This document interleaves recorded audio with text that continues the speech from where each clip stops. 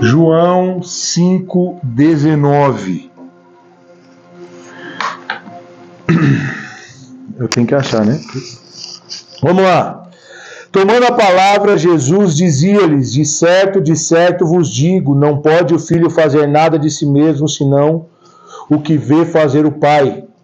Porque o que ele faz, isso também faz igualmente o filho. Porque o Pai ama o Filho e lhe mostra tudo o que ele faz, e maiores obras que essa lhe mostrará, para que vós vos maravilheis. Novamente.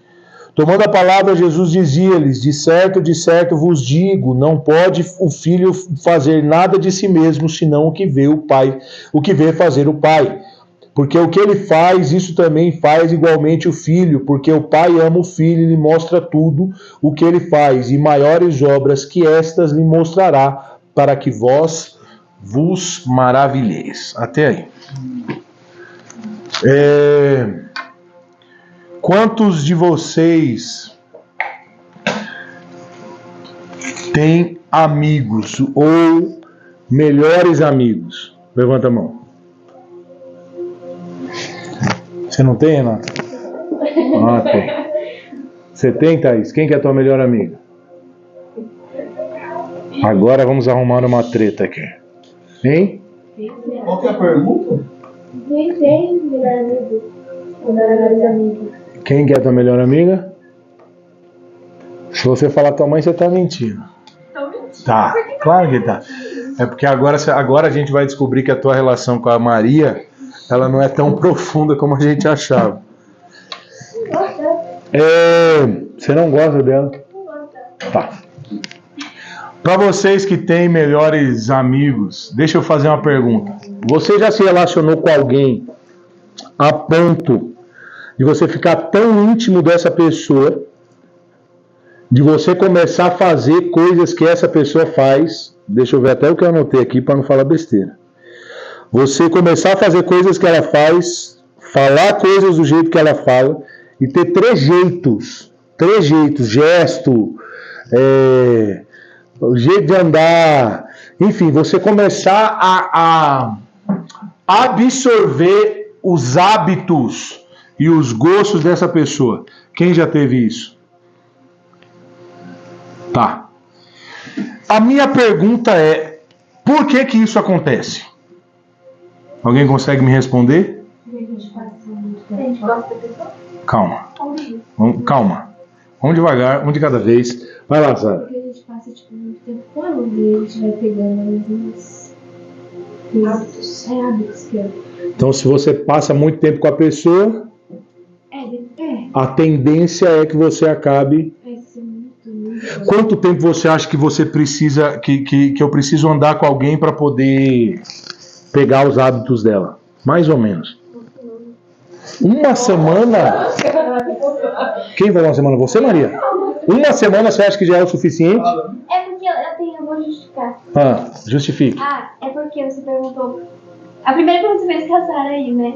Eu acho que é porque, tipo, se você tá se relacionando com uma pessoa, você gosta da pessoa, gosta do jeito dela, automaticamente as coisas que ela faz e você gosta, você vai começar a fazer também. Então calma aí. Então, peraí. Então vocês estão... Eita, acho que tá dando ruim aqui. Tipo, não é tudo. Sarinha, me ajuda aqui. Bota um refresco aqui. Porque se eu pedir pra alguém, ela não vai fazer.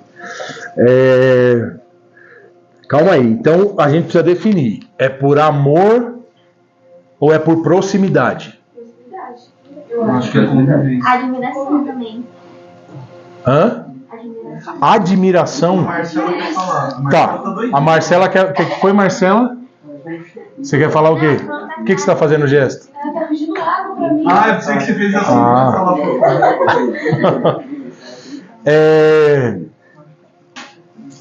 Então, você acha que por admiração alguém consegue... No meu caso, Me diga alguém que você admira, a qual você imita alguma coisa. a Marcela. Você admira a Marcela? Aham. Como assim? Quem admira a Marcela? A Maria. E o que você faz porque você admira a Marcela? O que você qual o trejeito da Marcela que você... que você mais admira, né?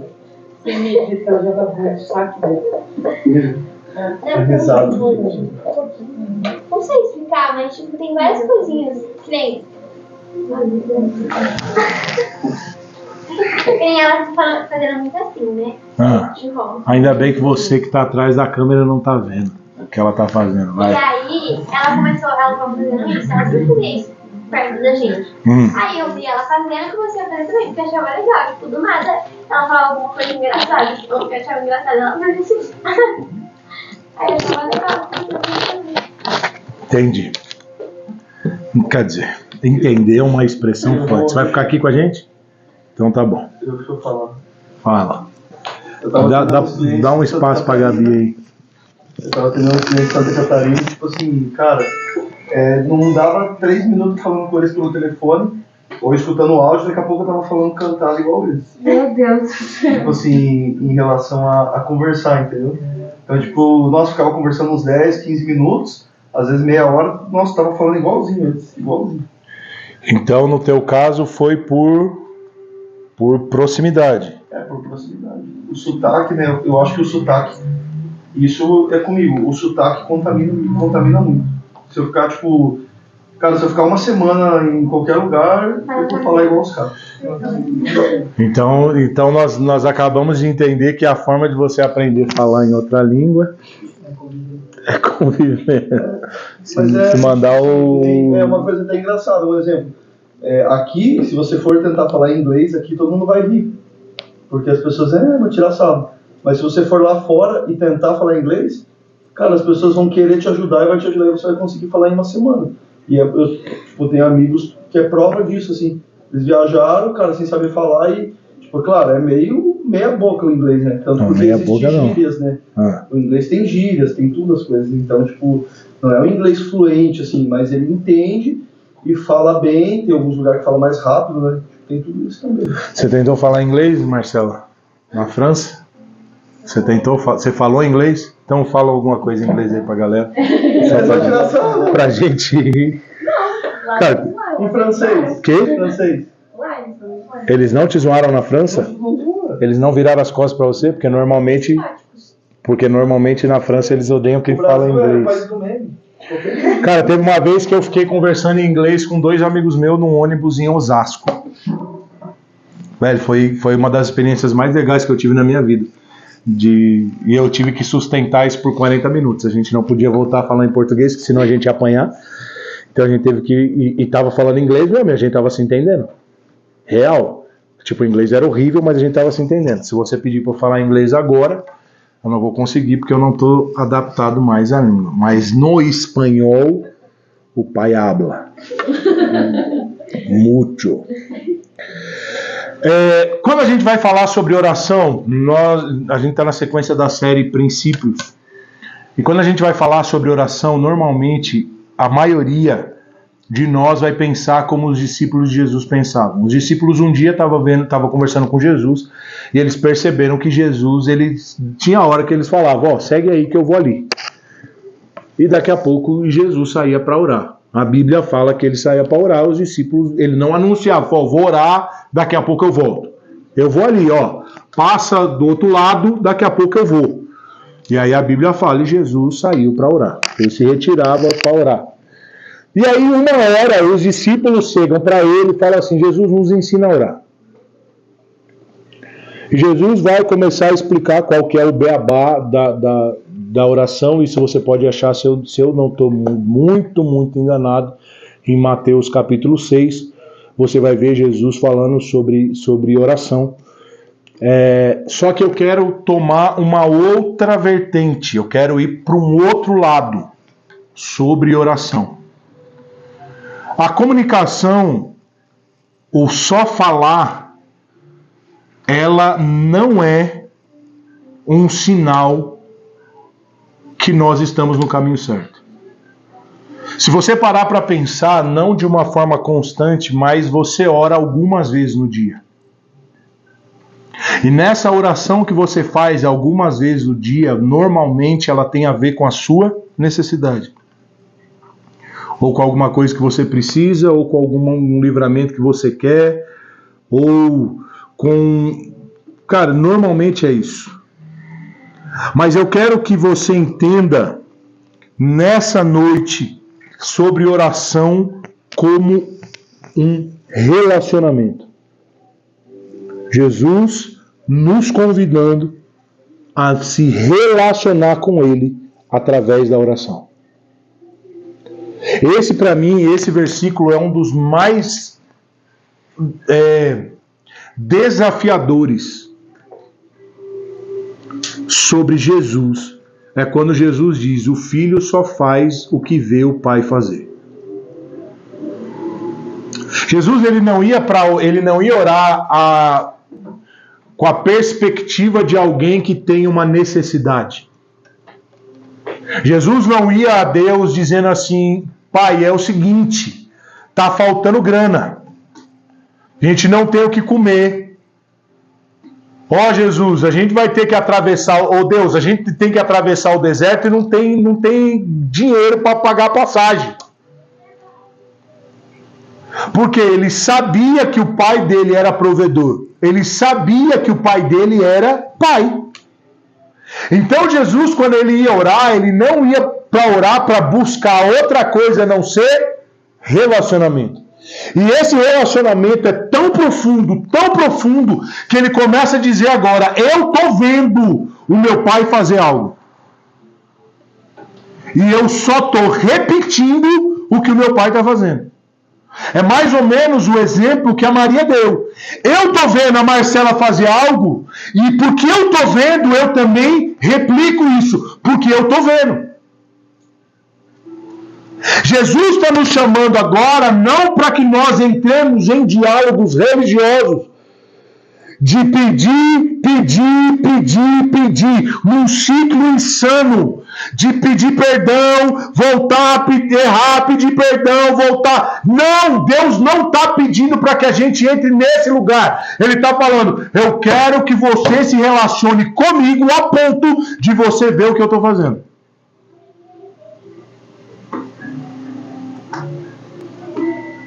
Jesus vai falar: olha só, quando vocês forem orar, não fiquem de vãs repetições.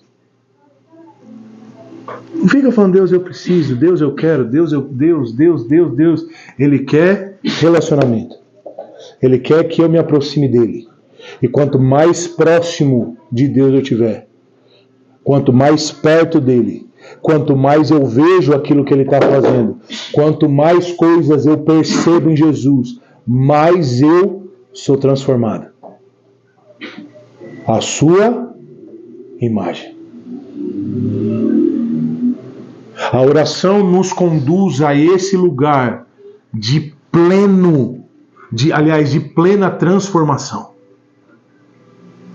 de sermos moldados à imagem de Deus, à imagem do Pai, através de um relacionamento, através de uma proximidade.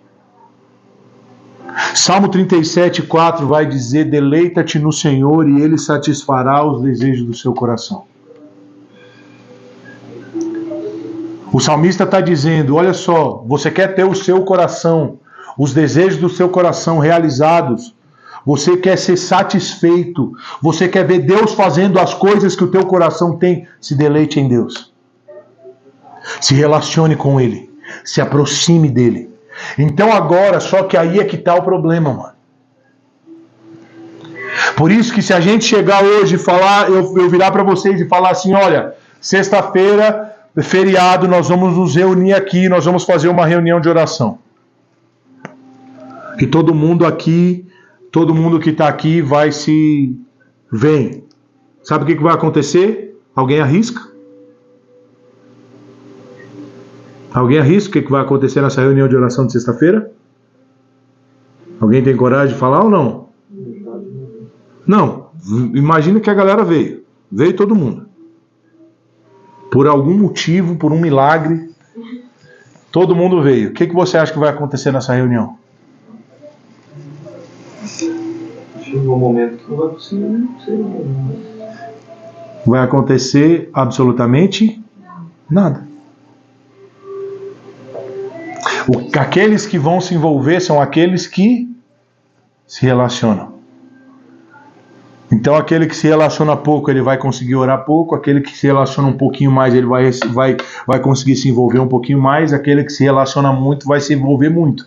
E aquele que não se relaciona nada, ele simplesmente não vai se envolver.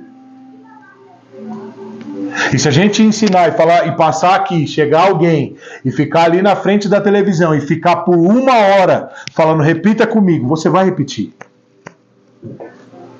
Mas você não vai ser transformado. E Jesus ele não está nos levando a um lugar para que a gente viva de uma forma mecânica ou repetindo coisas mecânicas como os religiosos fazem. Jesus não morreu para que eu me tornasse um religioso. Jesus não morreu para que eu fizesse tudo aquilo que a letra diz para eu fazer. Ele está me chamando agora para que eu me relacione de uma forma íntima. Se você está prestando muita atenção e depois quando nós dermos um recado eu vou te pedir um favor gigantesco em amor à tua igreja. Se você está prestando atenção nessa série, eu acho que desde quando nós começamos com as séries, essa para mim, especificamente, tem sido a melhor. E olha que a gente teve umas coisas bem legais. Por exemplo, para você ter uma ideia, esse final de semana que eu estava em São Paulo, a palavra de quarta-feira passada sobre devoção, eu ministrei na igreja de um amigo meu no domingo de manhã. Se você visse o que aconteceu... Falei, gente, o que é isso? Quem é que pregou? O que aconteceu nesse lugar, mano? A mesma palavra. Então Jesus, ele está falando coisas incríveis em nós, através de nós. Ele está fazendo coisas... Cara, se eu te contar... Eu vou abrir aqui uma mensagem rapidamente para você entender.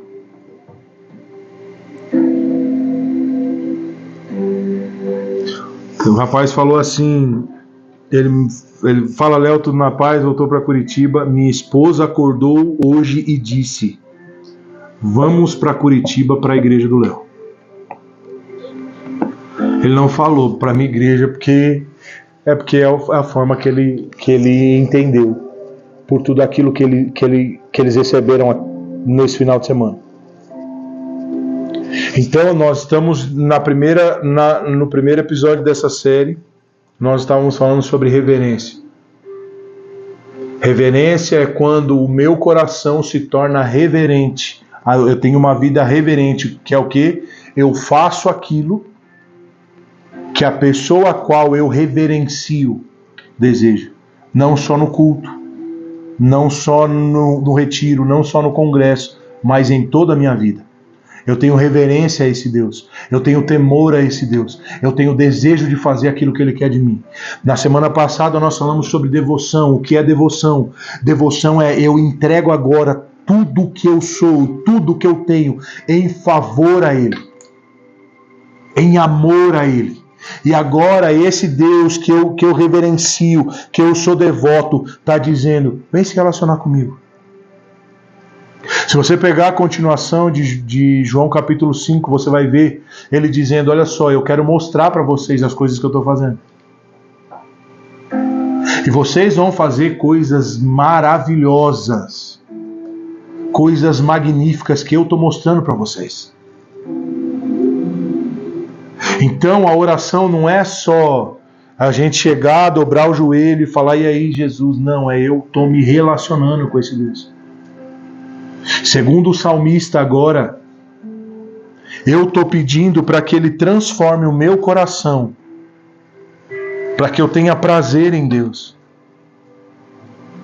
Que eu tenha tanto prazer em Deus a ponto do meu coração ser transformado. Esses dias atrás, acho que foi... Não lembro que domingo que foi. Acho que foi o domingo que teve o culto na casa do Jonathan, eu acho. Não lembro. Foi um domingo desse aí. Que domingo foi? Eu não lembro. Foi um desses. Não, calma. Não. Vou lembrar. Foi do último culto no parque. Eu fui assistir Não dá para chamar aquilo de time mais. Eu não sei mais o que é aquilo. Catado chamado Santos Futebol Clube. E no meio, e para variar, meu time tomou um gol faz 10 minutos do primeiro tempo. E eu xinguei, eu falei, vai, que time nojento. Eu gosto desse time. E de repente, eu falei assim, não, o Santos eu amo. Esses jogadores são ruins. O que eu quero que você entenda em cima disso? A gente vai se relacionar com Deus a tal ponto de eu entender que Deus ele é tão bom e tão perfeito acima de todas as coisas, que eu vou entender que todas as coisas que acontecem ao meu redor, elas podem ser até ruins, mas Deus continua sendo intacto. Eu posso olhar para a fase da minha vida e falar assim, cara, nada do que está acontecendo faz sentido para mim. Nada do que eu estou passando tem a ver com aquilo que eu acho que Deus deveria fazer. Mas mesmo assim, Deus continua sendo absoluto. Jó vai dizer o seguinte, depois dele se relacionar com esse Deus, Jó vai dizer para ele o seguinte, ele fala assim, Deus, a minha resposta às tuas perguntas é, o Senhor disse que ia fazer umas perguntas e eu tinha que te responder, e a minha resposta às tuas perguntas é, antes eu te conhecia de ouvir. Então se ele está falando que conhecia de ouvido, é que ele tinha diálogo, sim ou não? Ele tinha diálogo. Ele tinha diálogo com a religião, ele tinha diálogo com seus amigos religiosos, ele tinha diálogo com Deus, mas agora ele está dizendo, agora os meus olhos te veem. E ele não está dizendo, os meus olhos te viram, os meus olhos te verão, os meus olhos te veem no presente. Relacionamento. Jesus está nos convidando. Se você quer ter uma vida de oração, essa vida de oração passa por um relacionamento. A ponto de você estar tão próximo a Ele, de você começar a falar como Ele fala, você fazer o que Ele faz, você se portar como Ele se porta, você pensar como Ele pensa, você sonhar como Ele sonha, você desejar os planos dEle. As meninas foram nesse final de semana que eu estava em São Paulo, elas foram para uma igreja ali no Pinheirinho e elas foram ver uma mulher chamada Ariadna. Claro que a devota ia continuar, ia cumprir. Inclusive aproveitem esse tempo que vocês têm com a Ágata, porque a Ágata está se mudando para a igreja da Ariadne. Como a Ariadne não tem igreja, então ela é o papa da igreja da Ágata. A Ágata é tão devota da Ariadne, a ponto dela falar, eu prefiro não comer, mas eu quero ter o livro dela. E a hora que a mulher assinou o livro dela, a Ágata quase desmaiou. E a única coisa que ela sabe falar desde então é, a Ariadne pediu para tirar foto comigo. A Ariadne pediu. Ela chegou hoje e falou assim, você sabia que a Ariadne pediu para tirar foto com a gente? Só que ela já tinha falado isso 5 horas da manhã na segunda-feira. E ela também já tinha falado isso 1h da manhã do sábado para o domingo. Mas voltando. Essa mulher, ela passa uma temporada no Brasil e aí daqui a pouco ela vai para um país, junto com o marido dela, vai para um país onde cristãos são perseguidos. E o pastor foi orar por ela, ainda fez uma brincadeira, falando, ainda bem que não vai todo mundo, porque pelo menos alguém tem, se alguma coisa der errado, tem alguém para cuidar das coisas aqui. Esse é o nível do lugar que ela vai. Aí eu te pergunto, por que pessoas fazem esse tipo de coisa? Alguém se arrisca?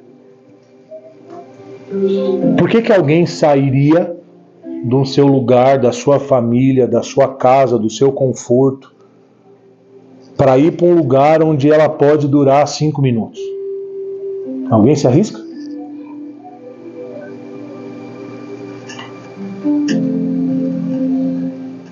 Vamos lá, gente. Devoção a quem?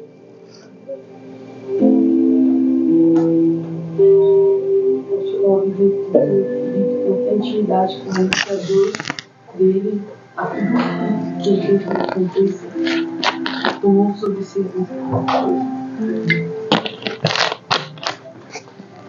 Eu sempre ouvi isso. Isso, a primeira vez que eu ouvi foi em 2003. Põe tempo nisso. A maioria de vocês não eram nascidos, né? E eu ouvi: Jesus tem uma agenda. E Jesus nos convida a cumprirmos a sua agenda. E uma das coisas que há na agenda de Jesus é alcançar pessoas que não são alcançadas. Nesses países onde eles matam, onde eles estupram, onde eles torturam. Uma das histórias mais absurdas, e eu encerro aqui, foi de um homem, de um brasileiro, um pastor, ele estava em um país da África. E nesse país que ele estava, um dia ele estava dentro do carro, tinha ido para o centro da cidade, e lá sequestradores o sequestraram. Levaram esse homem, botaram ele dentro do seu próprio carro para levarem ele. E aí ele tentou fugir. Quando ele tentou fugir, eles queimaram esse homem vivo. Tinha imagens disso, tinha uma câmera na rua onde ele estava. E o que mais me assustou não foi isso, foi o relato da filha dele. A filha dele, ela ia se formar na faculdade aqui no Brasil, e aí o relato dela no Instagram era: eu estava contando os dias para que vocês voltassem para minha formatura, mas você não veio. Mas uma coisa eu prometo, que eu vou seguir o teu legado. O que essa menina está dizendo? Eu vou amar Jesus a ponto de morrer por ele. Isso quer dizer que ele entrou em um lugar em Deus a tal ponto da vida dele não ter mais importância, a não ser fazer com que Jesus seja conhecido, a não ser com que Jesus seja glorificado. E ele estava tão intrínseco em Deus, ele estava tão próximo a Deus a ponto da filha dele aqui no Brasil falar: eu quero seguir os mesmos passos do meu pai, porque ele estava perto de Jesus. Eu quero estar perto de Jesus também. O que Jesus está nos convidando sobre ter uma vida de oração e sobre esse relacionamento é: o dia que vocês dois forem um, as pessoas ao teu redor automaticamente vão desejar servir o Deus a qual você serve. Eles vão querer se relacionar com esse Deus a ponto de falar assim: eu não quero só fazer os gestos que a Marcela faz. Eu quero viver como a Marcela vive. Eu não quero só usar as roupas que a Sara usa. Eu quero falar como ela fala. Não quero só ter o cabelo da Agatha. Eu quero chorar como ela chora pelo Deus dela. Feche seus olhos.